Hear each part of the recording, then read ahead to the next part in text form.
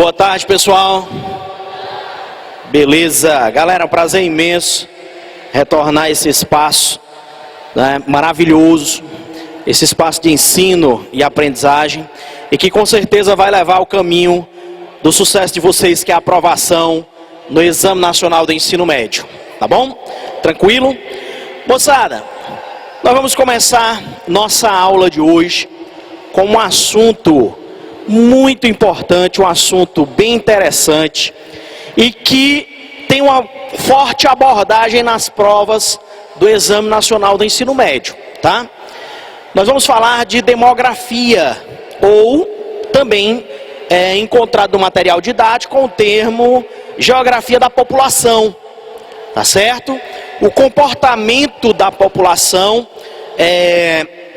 de um estado, de uma região, de um município, ele vai nortear, ele vai dar o rumo do processo de investimento, de crescimento econômico, tá? Que é o que se espera.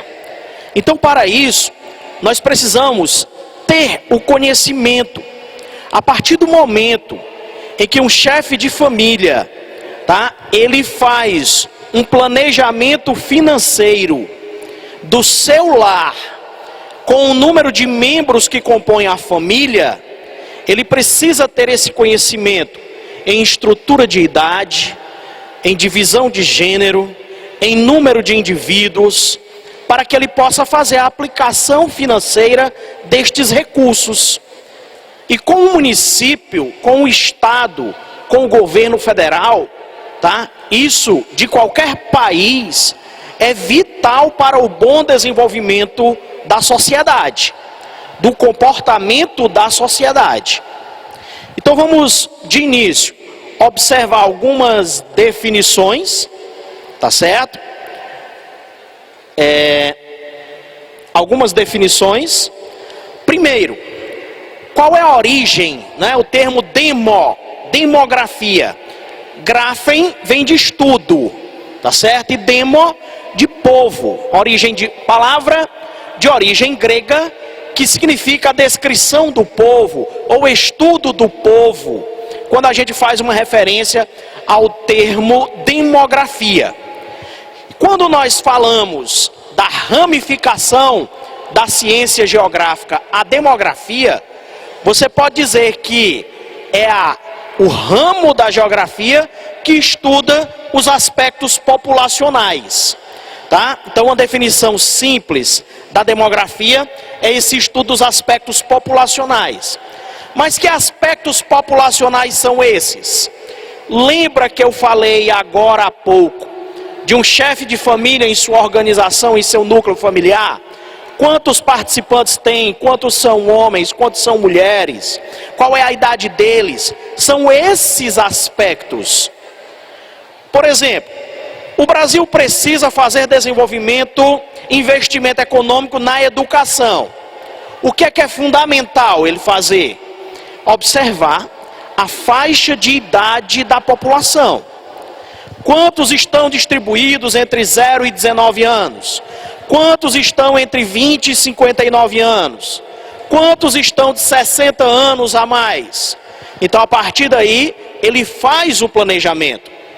Eu tenho certeza que muitos de vocês escutaram muito falar da seguinte expressão, ó: o Brasil é um país jovem. Por que o Brasil ele era considerado um país jovem? Ah, professor, porque tem 500 e poucos anos. Não, porque a maior parte da população encontrava-se dentre a estrutura de idade de 0 a 19 anos. Hoje nós podemos dizer que o Brasil é um país o quê? De adultos. Por quê? Porque a maior parte da população encontra-se entre 20 e 59 anos. Essa grande estrutura da população entre 20 e 59 anos, pessoal, ela é uma estrutura economicamente produtiva. Tá certo? Então, economicamente ela é produtiva. Você pode observar que, tirando o trabalho infantil, o trabalho menor, de 0 aos 18 anos, a capacidade de produção do indivíduo ela é pequena. Até mesmo porque a lei, existem leis de proteção ao menor e etc. E o indivíduo começa a produzir para valer a partir dos 19, 20 anos e vai até a sua aposentadoria. Portanto, ele vai ter em média quanto tempo de trabalho? Quanto tempo de capacidade produtiva? De 35 a 45 anos, dependendo da expectativa de vida. Professor, isso é bom ou ruim para o país? Isso é ótimo. Melhor que bom e melhor que ótimo. Por quê? Porque você vai ter uma população com um grande período para produzir. E isso, pessoal, é chamado bônus demográfico ou janela demográfica. Já ouviram falar desse termo? Bônus demográfico ou janela demográfica. O que é isso aí? O grande número de indivíduos que nós temos em capacidade produtiva por um bom período no determinado lugar, no determinado país. E hoje o Brasil passa por este processo. Vocês já imaginaram, a maior parte da população hoje, entre 20 e 59 anos, vão ter 30 a 40 anos jogando dinheiro na economia, trabalhando, produzindo, gastando, e esse dinheiro e a riqueza circulando. E isso eleva a capacidade produtiva do país. Então isso é o bônus demográfico que está sendo cobrado em questões de vestibulares tradicionais por aí e que também já aparece no Exame Nacional do Ensino Médio. Então esses são os chamados aspectos populacionais. A evolução da população ao longo do tempo, o tamanho da população, a distribuição da população na área, em seu território, a sua composição e suas características gerais é que vão fazer o estudo da população ou da demografia. Mas para isso, a estrutura governamental, ela busca o que nós chamamos de censo demográfico. Eu preciso ter a contagem da população, saber o processo de evolução da população. E aí o governo ele realiza o chamado censo demográfico. O que é o censo demográfico? É uma pesquisa, tá? Pesquisa que vai coletar informações de maneira direta, tá certo? Nós temos a figura do recenseador, aquele indivíduo que vai na sua casa e começa um grupo de perguntas. Professor, esse censo, ele tem margem de erro? Tem. E no passado, essa margem de erro ela já foi muito maior. Hoje, devido à evolução tecnológica, nós temos um maior volume de precisão. Pessoal, no passado, o recenseador, ele às vezes nem era recebido na residência, porque temia-se. E outra, a informação que era prestada, ela era prestada de maneira errada. O recenseador perguntava lá, o pesquisador perguntava: o senhor tem quantos filhos? Aí ele dizia: digo ou não digo? Por que eu não digo? Porque ele tinha medo. Medo de quê, professor? Se ele dissesse que tinha 10 filhos, ele ia achar que o Estado ia cobrar mais imposto. Então ele não dizia o número real. Ou então ele dizia: eu tenho 3, vou dizer que tem 10, pode ser que o Estado me ajude. Então você tinha dois lados da moeda, tá certo? Sem contar também que às vezes não exigia nenhum mínimo grau de conhecimento cultural e educacional para aquele pesquisador. Você imagine o cara lá na década de 70, década de 80, pegando ali 5 pesquisadores e soltavam numa cidade aí do interior do Brasil. O cara tem que andar pelas estruturas. Meu amigo, na hora que ele encontrava uma sombra, ele sentava. Ia inventar nome, ia inventar dados, e assim ele fazia a sua pesquisa. Hoje o que é que acontece? Podem prestar atenção e muitos de vocês vão lembrar. O nosso último censo demográfico, censo 2010, censo oficial, nós tivemos uma ampla campanha na TV para que o brasileiro recebesse bem o pesquisador e prestasse as informações seguras, para que o Brasil tivesse a cara do brasileiro, tá certo? O senhor já tem automóvel, o senhor tem algum veículo? Quantos aparelhos de TV o senhor tem? Qual o seu grau de instrução? Seus filhos estão estudando? Tem nível superior? São alguns dos dados. Com base nessa informação, o que é que vai acontecer? O Brasil olha e diz, opa, eu tenho aqui tantos milhões de indivíduos que ainda nem concluíram o ensino médio.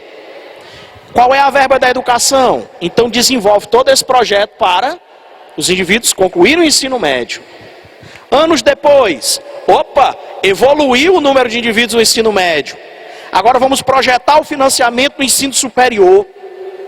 Então essa é a expectativa. O censo demográfico, ele traz esse fator positivo. É por isso que é importante prestar as informações de maneira clara, de maneira objetiva e precisa. Tá certo? No Brasil, o órgão responsável pela realização do censo demográfico é o IBGE, o Instituto Brasileiro de Geografia e Estatística. E esse censo demográfico, ele é realizado, em média, a cada 10 anos. Isso é até variável de país para país. Lembre-se que nós temos países que nem realizam o censo demográfico. Você não vai encontrar dados de censo, como por exemplo a Coreia do Norte. Alguns países já costumam fazer de 5 em 5 anos. População menor, estrutura territorial menor. Mas não esqueçam que o Brasil não espera 10 anos para poder fazer essa contagem populacional e sugar esses dados. Todos os anos são feitos programas de amostra de domicílio. E com base naqueles dados, nós começamos a observar a evolução deste processo. Não esperamos só o censo demográfico para poder começar a tomar atitudes governamentais relacionadas à população.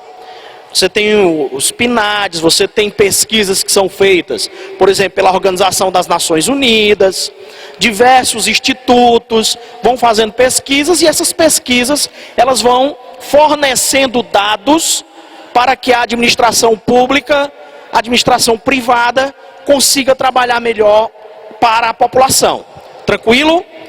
Os principais aspectos analisados nessa dinâmica populacional estão relacionados à estrutura, à sociedade, à migração, à economia e educação.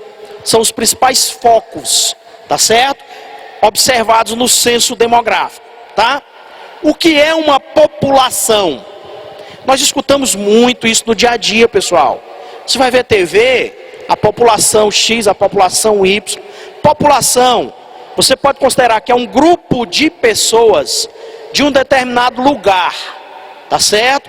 Que possui traços físicos, culturais em comum, tá certo? Ou, de maneira mais resumida, população, conjunto de indivíduos de um espaço territorial. Conjunto de indivíduos de um espaço territorial, tá? A partir desse conceito de população, nós vamos para a expressão população absoluta. O que é a população absoluta? Número total de indivíduos de uma determinada região. Ou número total de habitantes de um determinado local. Por exemplo, qual é a população absoluta do Brasil? O Brasil tem 204 milhões de habitantes. Estou dizendo o número total de indivíduos. Nós temos aí uma tabela que mostra 5 países. Vocês acompanham aí, ó. China, 1,4 bi, pessoal. 1,4 bilhão de habitantes. A Índia já está chegando a 1,3. 1 bilhão, 282 milhões, 390 mil, 303 habitantes. Dados de 2014. Estados Unidos, 325 milhões, 127 mil, 634. Indonésia, 255 milhões aproximadamente, e o Brasil já nos seus 204 milhões de pessoas. Olhe, todo o período de Copa, que não adianta lembrar, né? Tá certo? Devido à última Copa. Mas a galera às vezes costuma tirar lá do baú aquelas músicas de Copas passadas. Aí tem uma música que dizia assim, ó: 90 milhões em ação, pra frente Brasil, salve a seleção. Lembram dessa música? Toda a Copa, 90 milhões em ação. A galera vai pra rua pintar o asfalto, verde e amarelo, botar bandeirola. Quando leva de 7-1 sai rasgando tudo, queima a camisa, né? Tá certo? Então, 90 milhões em ação. 1970.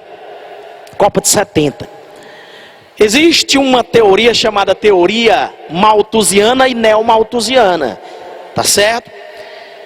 E na teoria malthusiana dizia que a população crescia numa progressão geométrica. E tem gente que às vezes diz assim: ah, é mesmo, ó. 1970 nós tínhamos 90 milhões. Hoje nós já temos mais do dobro. Epa, não façam esse cálculo de imediato. É preciso você analisar o crescimento vegetativo. Tá certo? E o que é esse crescimento vegetativo? Diferença da natalidade menos a mortalidade. Só para lembrar vocês, quando nós falamos população absoluta, número total de indivíduos, nós podemos dizer, com base em um grupo de países, se aquele país é populoso ou povoado. Na realidade, a expressão principalmente é populoso ou não. Nós temos aí nessa tabela que vocês visualizam 5 países, na sequência do mais populoso para o menos populoso. Ou seja, o que tem o maior número de indivíduos e o que tem o menor desse grupo aí de 5 países. Tá certo? Então, população absoluta total, nós falamos populoso. Nessa tabela, o mais populoso, China. O menos populoso, Brasil. E nesse fato, para você falar de populoso, não precisa saber da área. Quando nós vamos falar de área territorial, aí já é a expressão povoado. Populoso, pessoal, refere-se a quê? Número total de indivíduos, ou seja, população absoluta. Povoado já é a população dividido pela área, para saber se ela está ocupando aquele espaço, tá certo? Bem distribuída naquele espaço. Vocês observam aí nesse gráfico, pessoal, a população brasileira, tá? E sua evolução. Professor, eu estou vendo aí no dado 1950. Você vê que de 1800 até 1950, nós temos um crescimento. E a partir de 1950, o que é que acontece? A população cresce aí de maneira assustadora. Análise de gráfico, pessoal, é importantíssimo para a prova do Enem. Professor, e o que é que fez com que a partir de 1950 a população brasileira disparasse? Tivesse um grande crescimento? Essa é a pergunta que se faz. Ah, professor, já sei. Depois de 1950, nós tivemos o avanço médico-sanitário. Nós tivemos a nossa revolução industrial. Nós começamos a ter um processo de avanço em estrutura sanitária. Quando eu tenho avanço médico-sanitário, quando eu tenho avanço na industrialização, começa a ocorrer uma diminuição de uma taxa, a famosa taxa de mortalidade. Se diminui a mortalidade e a natalidade continua elevada, eu tenho um grande crescimento populacional. Professor, isso é só relacionado ao Brasil? Não. Todos os países do globo, quando eles tiveram a sua revolução industrial, eles tiveram uma diferença no crescimento populacional. A isso nós chamamos de transição demográfica, que nós vamos ver aqui em sequência. Você vê que o Brasil, a partir de 1950, tem aí os seus 50 milhões de habitantes, tá? E aí vai tendo um crescimento até chegar hoje aos seus 204 milhões. Professor, e a população sempre continua crescendo? Não. Existe um momento em que ela para e nós podemos ter um processo inverso. Tá certo? A isso nós chamamos de quem, pessoal? Transição demográfica. Tá certo? Então aí esse quadro você vê a evolução do Brasil. Nesse mapa você pode ter, pessoal, uma comparação. A Rússia e essa área em vermelho, a sua extensão territorial e a sua população. Aproximadamente 143 milhões de habitantes. E a Indonésia, uma pequena área territorial com 255 milhões de habitantes. Desses dois aí, pessoal, desses dois países, Rússia e Indonésia, qual é o mais populoso? Hã? Estão falando baixo. Não, né? É a mais populoso. Vamos lá, galera. Eu não estou entendendo. Russonésia, Indorrússia. O mais populoso é o que tem maior população absoluta. Quem é que tem maior população absoluta? Indonésia. Estão vendo a área da Rússia? Imensa, não é? Estão vendo a área da Indonésia? Pequena. Dos dois países, Rússia e Indonésia, pela imagem, qual é o mais povoado? Também é a Indonésia. Professor, agora eu entendi. Populoso relaciona-se à população absoluta. Povoado, distribuição da população na área. O Brasil, olha a pergunta. O Brasil, dentro do grupo dos 10 países mais populosos do mundo, ele ocupa o quê? A quinta posição. O Brasil é povoado? Hã? Porque você já vai levar em consideração o que? A área brasileira. E a população brasileira ela está concentrada principalmente onde? No litoral. E nós temos grandes vazios demográficos, como por exemplo a região norte. A área da Amazônia é um grande vazio demográfico.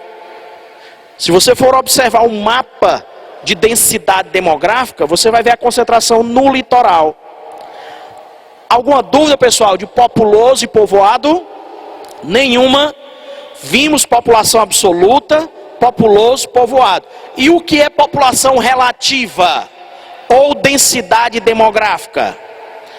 A população relativa ou densidade demográfica é a divisão da população absoluta pela área. Olha aí, pessoal, olha. Olha lá no mapinha o Sudeste Asiático. A região que pega a China, que pega a Índia. Vocês estão vendo a ocupação? Bem vermelhinho, não é? Olha a área da Europa, mas olhe principalmente a área do Sul e Sudeste Asiático. A Terra tem quantos habitantes, hein, pessoal?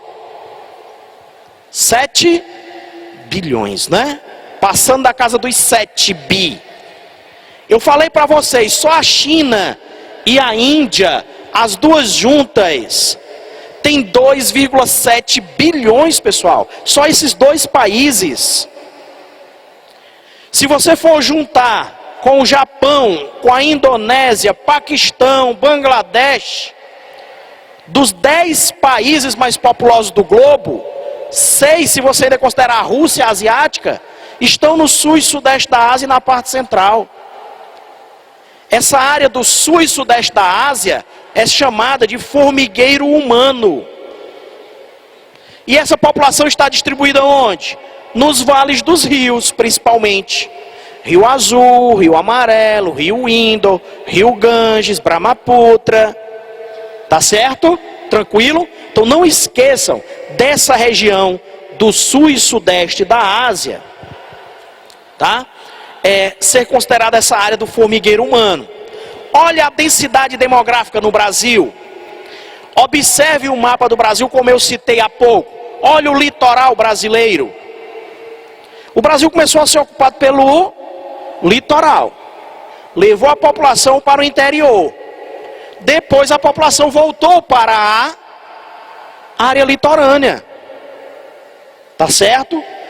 Povoação volta para o litoral. E também nós temos processo hoje inverso. Os grandes centros superlotados, as pequenas e médias cidades começam a ter fatores atrativos. A população começa a se sentir influenciada a migrar para um centro menor, um centro de médio porte. Pessoal, estamos na cidade de Fortaleza. Você já teve aquela impressão na cidade de Fortaleza de que sempre conhece alguém? Às vezes você passa e diz, eu conheço essa menina. Ou de repente, vale esse carro de novo, é a terceira vez que eu vejo. E isso sem você estar no seu bairro. Você rodou a cidade, vai para a balada. Está lá na balada, vale essa menina, a mesma roupa. Tem aquela sensação de que já conhece. A outra festa em outro canto. Menino de novo. E ela só vem para esse canto, só fica aí, perto do palco. Né? Vai esperar as tietagens. Essa sensação. Vocês sabem qual é a densidade demográfica de Fortaleza? A densidade demográfica de Fortaleza, 2014, Fortaleza. População, 2.571.896. A área, 314,9 quilômetros quadrados. Calculando a densidade demográfica de Fortaleza, população absoluta dividida pela área, 8.166,56 habitantes por quilômetro quadrado. É muita gente, pessoal. 8.166 por quilômetro quadrado. Fortaleza, aqui no Ceará, puxando, esses dados são de 2014. Se você pegar 2010, que é o censo oficial, tá? Que Fortaleza tinha 2.447.409 habitantes, a nossa densidade demográfica era de 7.815 habitantes por quilômetro quadrado. Era a cidade de maior, a capital de maior densidade demográfica do país. Tá certo? Devido à área, à extensão territorial. Fortaleza já teve o seu crescimento horizontal, ó, imenso. Você já teve a sensação de sair de Fortaleza para Caucaia e acha que não saiu da cidade? Tudo ligado. Você saiu de Fortaleza para Maranguape e acha que não saiu de Fortaleza? Você saiu de Fortaleza para o Eusébio e acha que não saiu de Fortaleza? Porque Fortaleza já ligou com essas cidades territorialmente. E esse processo nós chamamos de quem na geografia urbana? Conurbação. A ligação espacial de duas ou mais cidades. Já ocorreu o crescimento horizontal.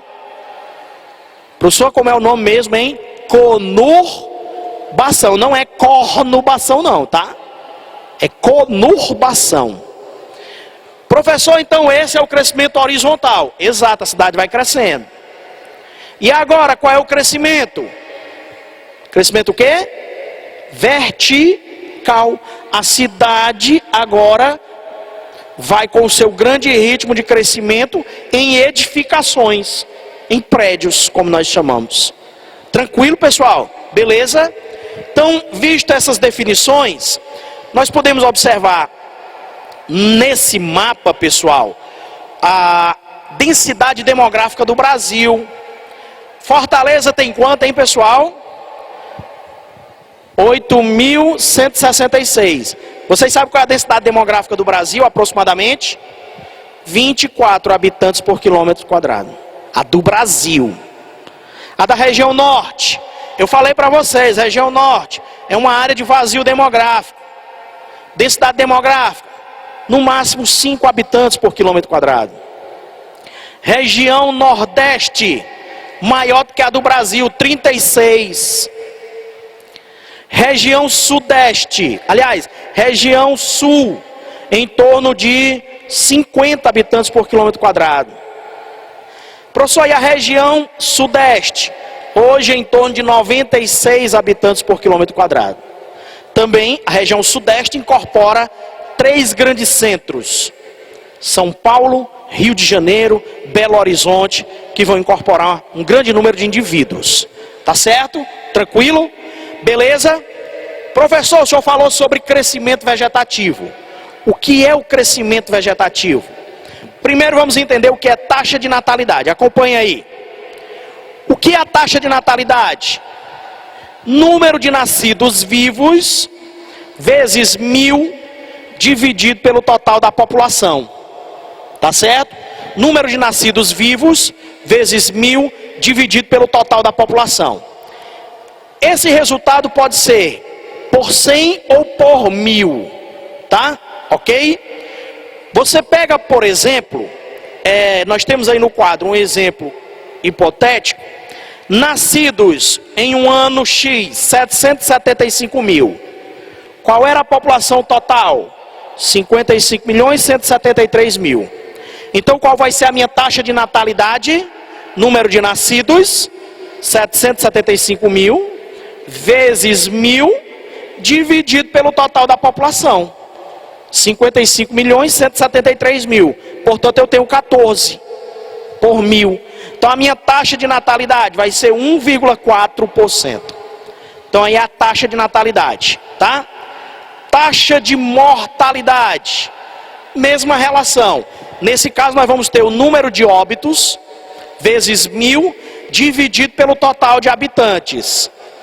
Esse caso aí foi feito o cálculo e nós temos 6 por 1000 ou 0,6%. Qual foi a taxa de natalidade dessa região? 1,4. E a taxa de mortalidade? 0,6. Portanto, o meu crescimento vegetativo ou natural é... O que é o crescimento vegetativo ou natural? Diferença da natalidade menos a mortalidade. 0,8. Esse crescimento, ele é um crescimento positivo. Tá? Qual é o ideal? É que ele seja positivo, mas ele não seja tão elevado. Se esse crescimento demográfico, se esse crescimento vegetativo, ele for acima de 2, nós vamos ter um problema seríssimo, que é a explosão demográfica. Tá certo? O ideal é que ele seja positivo e ele seja baixo. Esse valor aí, 0,8, é excelente. Tá certo? Professor, ele pode ser negativo? Pode morrer mais gente do que nascer. Isso também é prejudicial. Por quê? Vai faltar mão de obra, tá certo? Vai faltar indivíduo para continuar a população. Tá? Então nós não podemos ter o crescimento vegetativo muito elevado e nem podemos ter ele negativo. O que é ideal? É que ele seja positivo até 1% de crescimento. Tá certo? Tranquilo? Pessoal, o que é transição demográfica? A transição demográfica que eu falei bem ao início. A transição demográfica é a relação que nós temos do modelo de evolução da população, onde vai alterando a sua taxa de natalidade e taxa de mortalidade. Quantas fases de transição demográfica nós temos? Oficialmente, a maior parte do material didático que existe no Brasil fala de 4 fases de transição demográfica. Mas existem estudiosos que falam de 5 fases de transição demográfica. Tá certo? Quais são essas fases? Essas fases, pessoal, elas vão ser divididas da seguinte maneira: a sociedade ou a região pré-fase de industrialização e após fase de industrialização. Galera, vamos acompanhar aqui o raciocínio, ó. Prestem atenção. Imagine uma região Imagine uma região em que ela tem uma fase anterior à industrialização. Nós estamos aqui nessa cidade, tá? Nesse país aqui que eu vou batizar de Georgilândia. Beleza? Em homenagem ao meu nome. Estamos em Georgilândia. Georgilândia não tem industrialização. Nós não temos industrialização. Então nós estamos na primeira fase de transição demográfica. Nós não temos saneamento básico. Nós não temos assistência médica. Nós não temos medicamentos. Então, se nós não temos esses itens que eu citei, eu tenho uma elevada taxa de mortalidade. Portanto, a população tem muitos filhos, para tentar fazer com que equilibre a mortalidade e a natalidade. Nessa fase, pessoal, a sociedade, o casal, mantém uma estrutura de uma elevada taxa de fertilidade. E o que é a taxa de fertilidade? Número médio de filhos por mulher. Tá certo? Anotou aí? Anota, faz essa anotaçãozinha, ó. Taxa de fertilidade. Isso, anota, beleza. Taxa de fertilidade. Número médio de filhos por mulher. Entre 15 e 49 anos. Número médio de filhos por mulher entre 15 e 49 anos. Tá? Mudou muito no Brasil essa taxa do período anterior à industrialização e pós-industrialização? Sim. O que é que nós vimos no gráfico há pouco? Quando foi que o Brasil teve um grande crescimento populacional? Qual foi a década? Década de 50, não é? Industrialização para valer? Beleza. Vocês sabem a média de filhos por mulher na década de 60 no Brasil? 7, praticamente 7 filhos. E essa taxa é diferente da zona rural para a zona urbana. Olhe, eu vou fazer aqui um censo com vocês de maneira bem rápida. Quem aqui, com certeza, tem muitos de vocês que tem tios que não sabem mais nem o nome. Tem primos, quando tem aquela reunião na casa da avó, só resolvem fazer na casa da avó, né? Aí lá na casa da avó, rapaz, tem gente que chega e você, fala com o teu primo, menino, ó o seu tio, não sei de onde. E você, bença tio, né? Rapaz, tem tio que você não sabe mais nem o nome. Por quê? Porque de um lado do pai ou da mãe, você tem 7, 10, 14 tios. Quem aqui, deste espaço, tá? Por parte de pai ou da mãe, tem essa situação de 6, 7 tios. Olha aí que censo demográfico lindo. Galera, vocês estão observando, né? 6, 7 tios, né? Viram aí quantos? Beleza. Prestem bem atenção. Agora eu vou fazer uma outra perguntinha. Tá? Quantos aqui tem acima de 8 irmãos? Tem gente que está com medo de levantar o braço. Tá vendo como foi pouco? Bem pouquinho. Ai, tem gente olhando, procurando. Bem pouquinho, pessoal. Quem aqui tem até 7 irmãos? Você e mais 6. Eu falei primeiro aí, depois de 8, né? Até 7. Também pouco. Quem aqui tem até 6 irmãos? Você e mais 5. Ó, já está aumentando um pouquinho, hein? Quem aqui tem... Eu falei quanto agora? 6. Quem aqui tem até 5? Você e mais 4. Aumentou um pouquinho, né? Quem aqui tem até 4? Aumentou mais. Quem tem até 3? Olha aí. Olha o volume. Quem tem até 2? Pronto, era onde eu queria chegar. Olha o número, pessoal. Até 2. Quem aqui é filho único?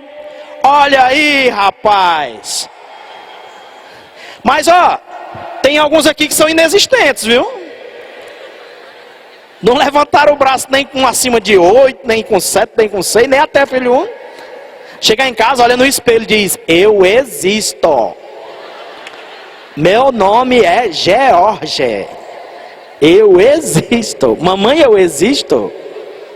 Existe. Eu sei que é o cansaço e tal, mas vai ter a vitória, pessoal. A vitória está chegando. Está chegando. Falta pouco tempo. Viu?